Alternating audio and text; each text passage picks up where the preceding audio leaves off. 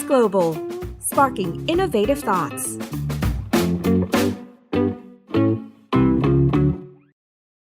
Hello, Akshay. Thank you so much for joining us here on our podcast. Definitely a privilege for us to have you here on our series because cybersecurity is quite an important topic for any company. And given the global nature of cyber threats, how is the Center for Cybersecurity fostering international collaboration to address these challenges? Well, thank you very much. It's an absolute pleasure to be here with you today. If we look back at the formation of the Center for Cybersecurity, that in itself gives an indication of why this issue is particularly important. So the forum's been working on the issue of cybersecurity for a good 10 years now. And, we were particularly credited with putting together a set of cyber resilience board principles, which over a period of time got a lot of traction from senior leaders across the board, right? To the extent that senior chairpersons within the forum's ecosystem were very supportive of the forum taking more concerted efforts to tackle the issue of cybersecurity. And that's what led to the creation of the Center for Cybersecurity as a whole. And within the center, as of today, we have roughly over 150, 160 organizations that are participating actively in the initiatives that we drive. These come from a mix of the public and private sectors overall, and we're focusing on three key priority areas. The first one of them is all about, building cyber resilience.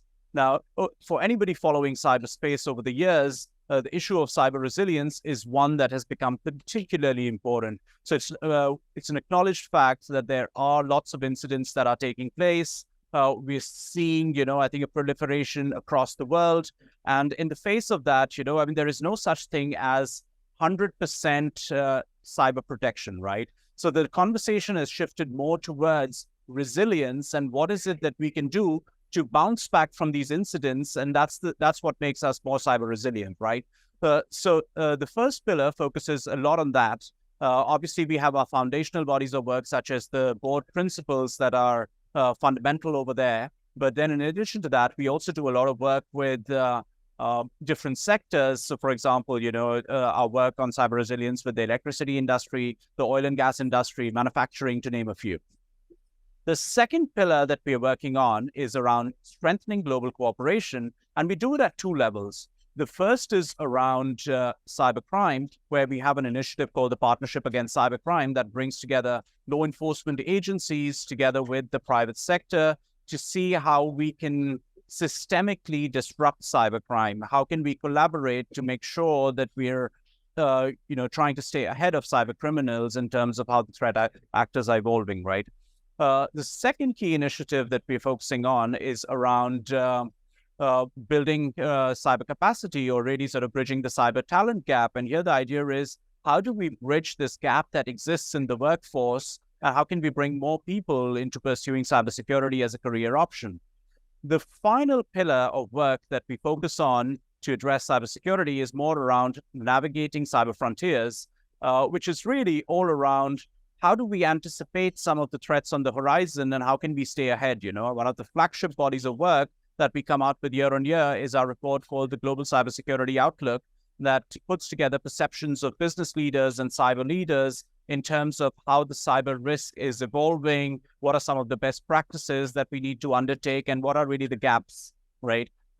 In addition to that, we also work with some of the new technologies that are making a foray. So, for example, when quantum computing is a reality, what are the kind of security-related risks that it will project? So these are just some examples of things that we work on. That's interesting, the point that you said that you've been doing this for about a decade, because so many things have changed. And it's going to be definitely interesting as to what is next, as what you've mentioned. And the perspective of the situation has definitely changed, meaning that you cannot have 100% security. You have to have resilience.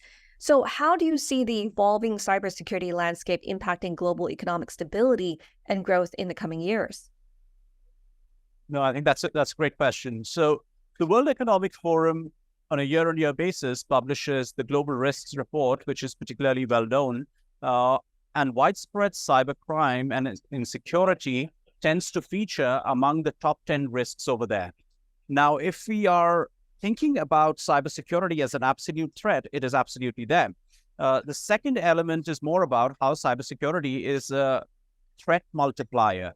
So if we think about an energy crisis, for example, we know from the Colonial Pipeline incident that it pretty much paralyzed the east coast of North America. If we look at a food crisis, JBS is a classic example of an organization that, when it was hit, led to disruptions in the food supply chain across a large part of North America. And finally, it is a well-known fact that any economic crisis is invariably coupled with an increase in cybercrime. So if we think about all of these factors, and if we look at the landscape that we're living in, cybersecurity continues to be a persistent threat, right? Mm-hmm. If we look at some of the emergence of new technologies, artificial intelligence and generative AI has come into the mix now, and obviously is raising concerns about, how some of the attack vectors can increasingly become more sophisticated. How can threat actors leverage the technology to come up with more sophisticated attacks at pace? Similarly, if we think about the quantum piece, as I was mentioning, there's a nice analogy there, right? So if we think about Y2K, the impact was a bit unknown. The timeline was definitive. If we think about quantum, it's the reverse. We can somehow anticipate some of the risks, but what is challenging is to know the timeline at the moment because of varying pace of developments, right? But say, for sake of argument, we had the ChatGPT moment of quantum. All of a sudden, there would be significant security concerns that come along with it. One of the things that is core to your center is the collaboration that needs to take place through the various communities that you work with. Can you elaborate on the role of public-private partnerships in advancing the cybersecurity agenda, especially from the perspective of the WEF? Absolutely. So cybersecurity is a global problem, right? It's a well-known fact. If we take the case of cybercrime, the technical expertise, it's perhaps fair to say that the private sector has significant technical expertise. Having said that, the mandate to prosecute lies squarely with law enforcement agencies. This is just one example of why, in the area of cybercrime, it's just ripe for public-private cooperation. The technical prowess married with the mandate to prosecute cyber criminals makes a very nice case for public-private cooperation to thrive. If we think about different domains, if you're looking at resilience in the energy sector. Now, energy is a critical infrastructure sector, and each and every economy relies on that for the functioning of lives as a whole, for functioning of society overall, right? So it would be unfair to say that security and resilience of the energy infrastructure is a responsibility of the private sector entity operating the grid or operating, really the transmission mechanisms alone. So it's definitely a shared priority, and therefore an area where we need public-private cooperation. And that's exactly what we're trying to promote within the World Economic Forum's platform. So, for example, if we take the cybercrime instance into the equation, we have, as I mentioned previously, the Partnership Against Cybercrime initiative, which tends to foster public-private collaboration on disrupting cybercrime at scale. If we're thinking about resilience across industries, we have good examples of initiatives across the oil and gas, electricity, or the manufacturing sectors. Similarly, there's another big problem, which is around the dearth of cybersecurity talent. And there, through our Bridging the Cyber Talent Gap initiative, we are very active in terms of bringing together both actors from the public sectors, be it governments, civil society, academia, together with private sector to see what can be sustainable approaches to bridge the gap that exists in cybersecurity talent as of today. That's a big challenge. I just wanted to follow up on this question. What would you say is the key to, fast tracking this collaboration or making it more smoothly? So essentially, I think in terms of the collaboration, right, it's no different from how we see collaboration in the physical world. It's essentially all about trust. How can we foster more trust between actors is a key determinant of how successful we can be in terms of the collaboration overall. So a big part of the effort is in terms of developing communities of interest, moving them to communities of purpose, and finally, transforming them into communities of action whereby the impact is realized at scale. And you mentioned that there has been a lot of various different technological innovation that we have to keep in mind when we take a look at cybersecurity. It's been quite rapid in terms of the pace of the innovation that we've seen. But if we take a look at the pressing, or the most concerning ones, the emerging cyber threats that we see right now, what do you see, or what does the WEF see as the most pressing right now for global economies and infrastructures? No, so really, I think some of the challenges that have existed in cyberspace over the past few years, be it ransomware, be it supply chain security, be it identity theft, these are essentially not things that are going to go away anytime soon. If you look at disruptions to critical infrastructure, for example, they're pretty much growing in scale and will continue to remain over the long term as well. Now, if we think about the role of technology and, what is happening on a day-to-day basis is that we're seeing the emergence of new technologies. And before we can understand, some of the security-related concerns associated with them, cybercriminal actors are quick to jump on and, see how they can harness these technologies for the purposes of cybercrime, right? So that's one key concern. The second is collaboration is essential. However, when we think about barriers to collaboration, there are also many, especially as we think among, I think the good guys. On the other hand, we know for a fact that cyber criminals are innovating at scale, and they don't really have the same barriers to collaboration as our more mature institutions impose upon us as it pertains to collaboration, right? So I think those are some of the big challenges that make it very hard to resolve some of the issues that we are facing in cyberspace today. And I just wanted to explain to our listeners that the reason why we might have some technicalities is because I'm speaking to Akshay, who is in Abu Dhabi right now, I believe, right? And we're talking across the sea. Yeah, it seems quite busy there as well. Global Cybersecurity Forum, but I think it's a bit of a break here, and lots of people, and just trying to get it in places is a big challenge. But we're so happy. We're so happy to have you on our series, anyways, on our podcast. Moving on, how is the WEF's Center for Cybersecurity working towards increasing cybersecurity awareness and education at both the organizational and individual levels globally? Because I'm sure this is one of the biggest priorities that can make a difference, right? Yeah, absolutely. I think the biggest thing to resolve is awareness. And eventually, channel that awareness towards incentivizing people to come into the workforce, because we really, really need good people in cybersecurity at this point in time. So if you think about awareness, societies are digitalizing at scale, and it's extremely important that as we embrace digital technologies, as we take more of our footprint online, we need to be aware of what are some of the key challenges associated with that footprint as well. What are some of the ways by means of which we need to stay secure as we access services such as banking and the likes, right? And also be aware that there are lots of cyber frauds that are ongoing. And in the face of that, what are some of the hygiene practices that need to be embraced? To that extent, through our platforms, we do publish a lot of articles, that are in global public interest. In addition to that, we have a global coalition for digital safety, which is essentially a multi-stakeholder initiative that seeks to take various efforts to see how we can curb online harms as they may be. Lots of leading organizations, both from the technology industry as well as, law enforcement, such as Interpol and all, are very actively engaged in that particular effort. Now, pivoting, right? So the first is really about awareness.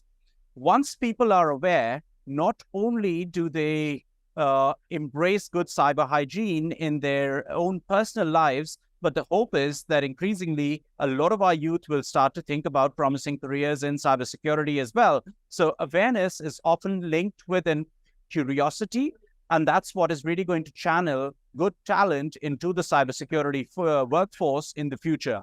And that's something that we are working towards as well. We have an initiative on bridging the cyber skills gap, which really aims to create a strategic cybersecurity talent framework where we want to look at all the stages, right? So one, I was alluding to, how do you attract? And awareness is a key function in terms of attracting people as well into cybersecurity roles. And, I think there's a bit of a perception that prevails that cybersecurity is a career option only for technical experts. That's definitely not the case, because there are lots of roles across various domains in cybersecurity that do not demand necessarily technical expertise. A bias and curiosity and interest towards technology is obviously required, but it does not mandate technical expertise.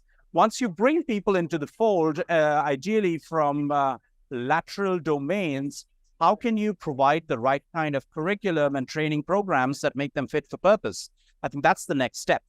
Once you're able to do all of that, how do you make sure that for those in the workforce, you're providing meaningful opportunities for growth? So, for example, if somebody comes as an analyst, what are some of the roles that they can take on within the cybersecurity organization? So it's not just a job, it's more of a career where you can thrive. And then finally, to think about the fact and recognize that cybersecurity at the core is essentially a always on kind of job, right? So it's like cyber risks are an organization is faced with cyber risks pretty much 24/7, which means that cybersecurity professionals are also operating in a high stress environment. And therefore, what are some of the mechanisms that need to be in place to make sure that their well-being is taken care of, because that's essentially going to be very, very important for them to be able to thrive in the cybersecurity workforce over the years. So these are just some reflections in terms of the things that we're tackling. Wow, I never thought of the importance of, I like how you termed it, cybersecurity hygiene, maintaining your cybersecurity hygiene, and also the fact that you don't have to be deep in technology to be part of cybersecurity. Lastly, I just wanted to leave our conversation with something that our listeners can take away, because most of our listeners, I would say, are probably either startups or company owners or those in the corporate side. What is your advice for companies that are worried or want to be updated with cybersecurity and being able to counter any of the cyber threats out there? So I think I'd leave you with two things primarily. The first, that cybersecurity is not a technological problem. Cybersecurity is a leadership issue and therefore demands the attention of senior leadership within organizations. I think boards and senior leaders need to be savvy enough to be able to ask the right questions on cybersecurity and essentially be thinking about it more as any other business risks that they would be dealing with, and where, I think the board has full responsibility. So that's number one. The moment you're able to do that, you really elevate cybersecurity. And, I think there is greater appreciation for cybersecurity as a whole across the organization. So for any business owner, I would say that if you are not actively focusing on cybersecurity, I think it's important to give it due attention at the senior leadership level. The second advice that I would offer is that, of course, it's a well-known fact that as of today, a lot of the new age companies and startups, for the most part, are digital by nature, right? So as we are thinking about technological innovation and building these new disruptive business models, we need to design them with security at the core. Security can no longer be an afterthought, and it needs to be embedded right from design and default. So these would be my two pieces of advice to listeners. Akshay, thank you so much for being with us here on our podcast. And we're so happy to be able to talk with you right now, especially live as you're coming from the forum there in Abu Dhabi, and hope to see you soon in our upcoming series. Thank you. Thank you very much. Thanks.